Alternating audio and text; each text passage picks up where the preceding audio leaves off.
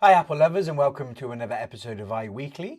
Join me every week as we explore the latest Apple news, trusted rumours and detailed insights. If you're an Apple fan, a tech enthusiast or just love staying ahead of the curve, this series is for you.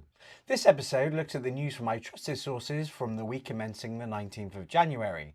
Coming up, we have Google Gemini partnership with Apple for Siri Revamp. Apple debuts Apple Creator Studio subscription. iPhone 18 design won't change much, except for the dynamic island. iPhone 17e to gain dynamic island, but still stuck at 60Hz. iOS 26.3 release date is when the next iPhone update will arrive, and MacBook Pro's OLED screens may have already started production. Don't forget to like, comment, and subscribe to stay ahead of the curve and never miss an episode.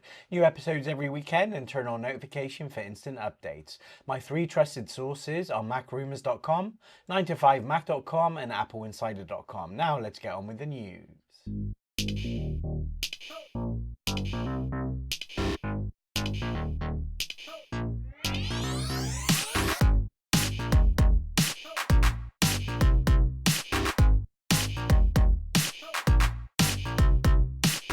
Okay, so first up on Monday, January the 12th, we have Google Gemini partnership with Apple will go beyond Siri Revamp. So this was on MacRumours.com and Apple announced that they are working with the Gemini platform. I think it's a good thing. Obviously, Apple have tried and unsuccessfully hasn't updated Siri and it's not functioning how they want they to, so they're gonna go into a multi-year collaboration deal with Google Gemini. Not bad news at all.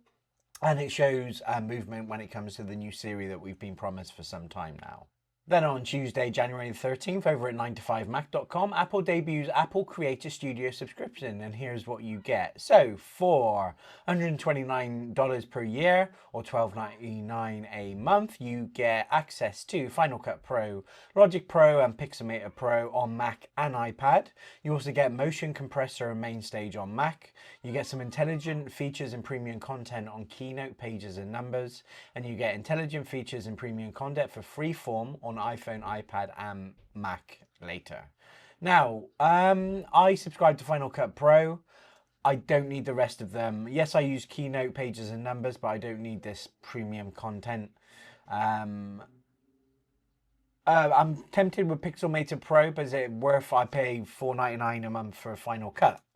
So do I need anything else? I don't believe so. So I think this is good if you are a creator, and it's definitely a relief they finally bundled it rather than, what do they charge a Final Cut Pro on a Mac now? Like £300.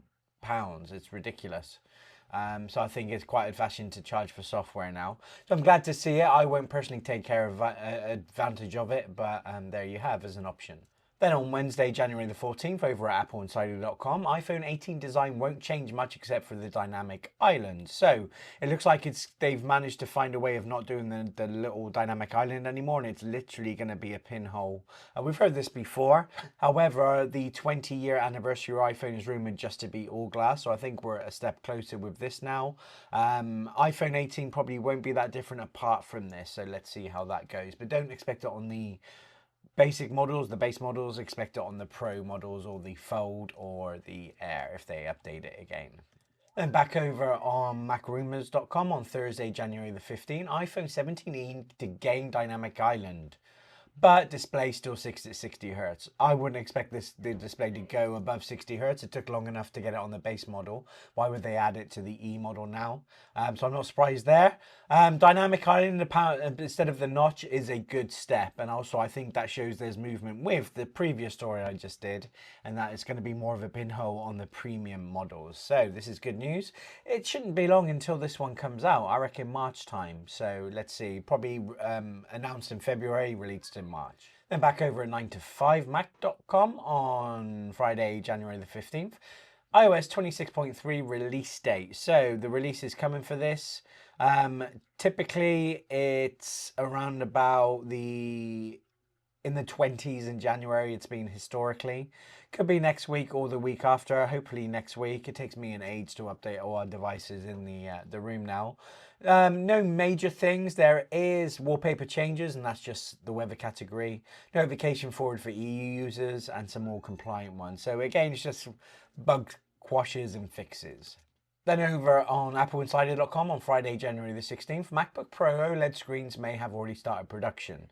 So this year, the newest MacBooks come in, supposed to have OLED screens, probably similar to the tandem OLED on the iPad Pro.